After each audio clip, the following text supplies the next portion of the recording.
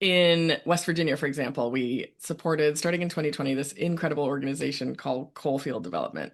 And we helped them solarize their first community center and train a cohort of out of work coal miners in solar and solar installation. And they ended up being part of a consortium of organizations that were awarded something like $900 million for a statewide uh, Wow. initiative.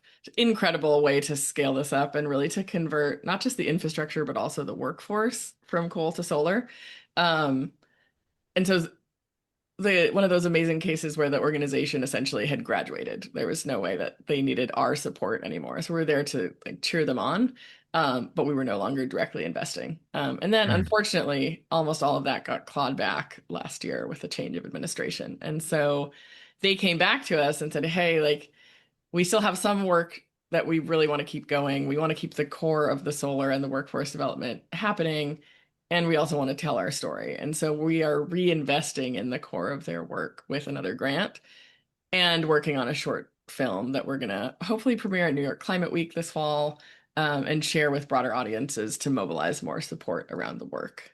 Because I think it is, it's a really salt of the earth, very American community in rural West Virginia. It is not partisan in any way. And I think the more we can tell these stories that are really just about what the tangible benefits of solar are for communities and for real people, the more I think we can shift the narrative around the renewables transition and just kind of remember that this is the most affordable, secure, and responsive form of energy, and it's helping make American communities safer. And so that's hopefully the story we're going to tell. And so what we see more so far than abandoned infrastructure is the inconsistencies that come with large scale funding. And so we're trying to help our partners, ride that wave, smooth things out, and then help them be ready when political winds shift again. And hopefully they're able to scale in the way they originally envisioned.